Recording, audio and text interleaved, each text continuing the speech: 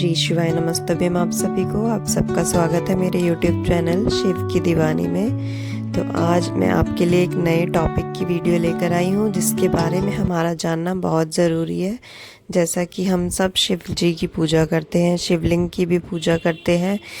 तो जो टॉपिक है आज का, ये टॉपिक है कि हमें 4 चीज़ें हैं जो हमें शिवलिंग पर बिल्कुल भी नहीं चढ़ानी चाहिए, जिन्हें चढ़ाने से हमें पाप लग जाता है। तो इसी बारे में हम बात करेंगे। आगे बढ़ते हैं अपनी वीडियो की तरफ। तो ये 4 चीज़ें जानना बहुत ही ज़रूरी है, क्योंकि कई बार जाने अनजाने में गलती से भी हम ये सब चीज़ें ना चढ़ा दें। इसलिए हमें इन सब के बारे में पता होना चाहिए पहले से ही कि वो 4 चीज़ें क्या हैं। और यदि हमारे आसपास भी यदि कोई हमारे आसपास कोई मंदिर में भी चढ़ा रहा हो तो हम उसको भी बता सकते हैं कि यह चढ़ाना पाप में गिना जाता है, तो इसलिए आप ये ना चढ़ाएं। तो आइए चलिए बात करते हैं उन 4 चीज़ों के बारे में। वो 4 चीज़ें कौन सी हैं?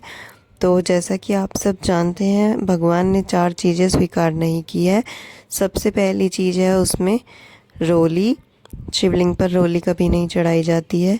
दूसरी वस्तु है हल्दी। हल्दी भी शिवलिंग पर कभी नहीं चढ़ाई जाती है। और तीसरी वस्तु है केतकी के फूल। केतकी के फूल की कहानी तो आप लोगों ने शायद सुनी ही होगी, और यदि नहीं सुनी है तो मैं आज आपको सुना दूंगी कि केतकी का फूल जो है शिवलिंग पर क्यों नहीं चढ़ाया जाता।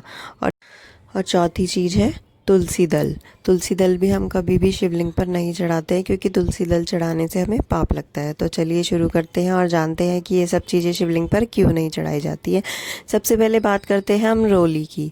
रोली जो है सुहाग का प्रतीक है, अखंड सौभाग्यवती का प्रतीक है। और भोलेनाथ को जो है चंदन और बेलपत्र, ये ठंडी चीज़ें ज़्यादा पसंद है। और भोलेनाथ चाहते हैं कि उन्हें भस्म लगाई जाए। रोली की जगह पर हम भस्म का उपयोग करते हैं, इसलिए उन्हें रोली नहीं चढ़ाई जाती है। और सुहाग, जैसा कि आप सब मानते हैं, लाल रंग जो रोली का होता है वो सुहाग का प्रतीक होता है, वो माता रानी पर चढ़ाया जाता है।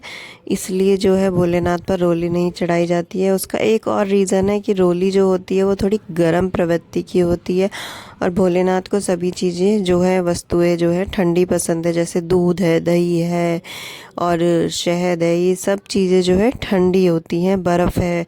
तो इसलिए उन्हें इस कारण भी रोली नहीं चढ़ाई जाती है। माता को आप रोली लगा सकते हैं, पर भोलेनाथ पर, शिवलिंग पर कभी भी आप रोली लगाने की गलती ना करें। और यदि आप रोली गलती से लगा भी दी है या लगाना भी चाहते हैं तो आप जल के अंदर रोली डालकर सिर्फ जलाधारी पर अर्पण कर सकते हैं। कृपया शिवलिंग के ऊपर रोली ना डालें, ना ही छिड़कें, ना ही उसका पानी डालें। आप चाहें तो जलाधारी पर रोली का जल अर्पित कर सकते हैं। तो इसके बाद हम बात करते हैं तुलसी दल की। तुलसी दल ना चढ़ाने के पीछे एक बहुत ही पुरानी कहानी है। वो कहानी ये है कि पिछले जन्म में जो थी तुलसी माता जो थी, वो वृंदा नाम था उनका, और वो एक जालंधर नाम का राक्षस था, उनकी पत्नी थी।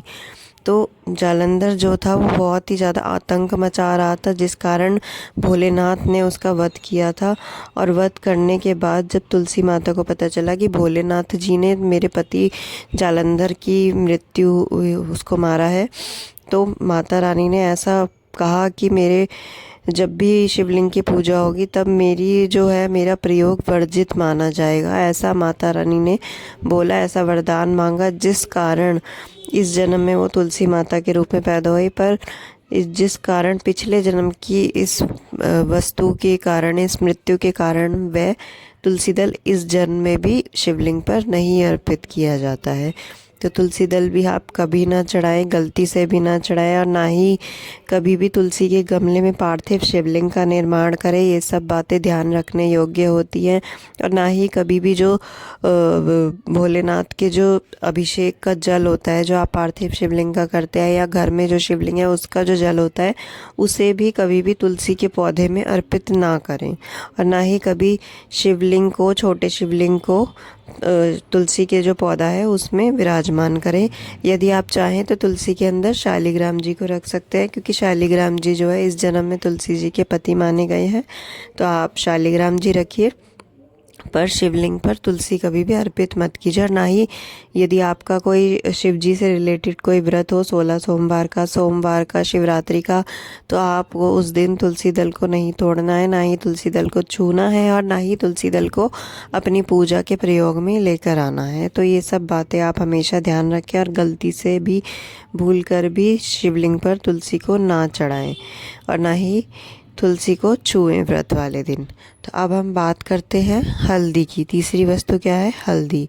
हल्दी, जैसा कि माना गया है, हल्दी का रंग पीला होता है। हल्दी को तो आप जानते ही हैं कि हल्दी बहुत ही गर्म प्रवृत्ति की होती है।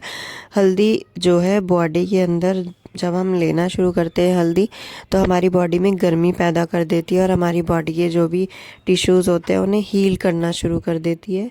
तो जैसा कि मैंने आपको पहले भी बताया वीडियो में कि हल्दी गर्म होती है, तो भोलेनाथ को सारी जो है ठंडी वस्तुएं पसंद है। जल हो गया, दूध हो गया, दही हो गया, और ये सब जो है ठंडी वस्तुएं होती हैं। और बेलपत्र हो गए, ये भी ठंडा होता है। तो इसलिए हल्दी का जो है लेपन भोलेनाथ पर नहीं किया जाता है। हल्दी की जगह पर आप गुलाल चढ़ा सकते हैं भोलेनाथ को। यदि आप गुलाल चढ़ाते हैं तो, और अबीर भी चढ़ा सकते हैं। गुलाल और अबीर भोलेनाथ को बहुत ही प्रिय है, ये आप चढ़ाइए, और हल्दी कभी मत चढ़ाइए। तो इसलिए हल्दी भी शिवलिंग पर चढ़ाना वर्जित माना गया है। गलती से भी कभी भूलकर हल्दी ना चढ़ाएं शिवलिंग पर। उसके बाद हम बात कर लेते हैं चौथी वस्तु की। चौथी वस्तु है केतकी का फूल।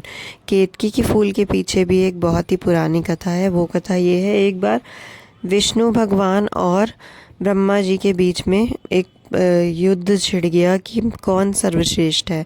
दोनों बहस करने लगे आपस में। तब शिव जी ने आकर कहा कि मैंने एक लिंग का निर्माण किया है, जो भी उसकी सिर और जो उसके चरण हैं मुझे ढूंढ कर ला कर देगा, मैं उसको ही सर्वश्रेष्ठ समझूंगा। तो ब्रह्मा जी ने क्या किया, ब्रह्मा जी को सिर और जो है चरण नहीं मिले, पर उन्होंने जाकर भोलेनाथ को झूठ बोल दिया कि मुझे उसका सिर मिल गया है। पर विष्णु भगवान ने, कृष्ण जी ने ऐसा नहीं किया।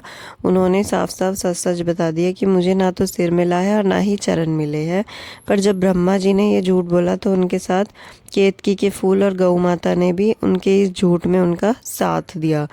तब से ही भोलेनाथ ने जो है उन्हें यह श्राप दिया कि ब्रह्मा जी की पूजा कभी नहीं की जाएगी, और ना ही उनका कोई मंदिर बनवाया जाएगा, और केतकी के फूल को कभी भी शिव जी की पूजा में यूज़ नहीं किया जाएगा, ना ही उन पर अर्पित किया जाएगा।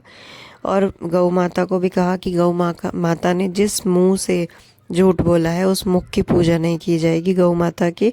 इसलिए मुख की हम पूजा नहीं करते हैं, गौ माता के पीछे के हिस्से की हम पूजा करते हैं। यही 3 श्राप थे जो भोलेनाथ ने दिए। इस कारण हम केतकी का फूल जो है ब्रह्मा जी के गलती के कारण हम शिवलिंग पर अर्पित नहीं कर पाते। और यदि आपने गलती से केतकी का फूल शिवलिंग पर अर्पित कर भी दिया तो आपको 1000 गौ हत्या का पाप लग जाता है। तो इसलिए केतकी का फूल चढ़ाने से पहले 100 बार सोच लें, 100 बार, क्योंकि आपकी एक गलती आपके कर्मों को ख़राब कर सकती है। वीडियो इन्फॉर्मेटिव लगी हो तो प्लीज़ लाइक करें, सब्सक्राइब करें।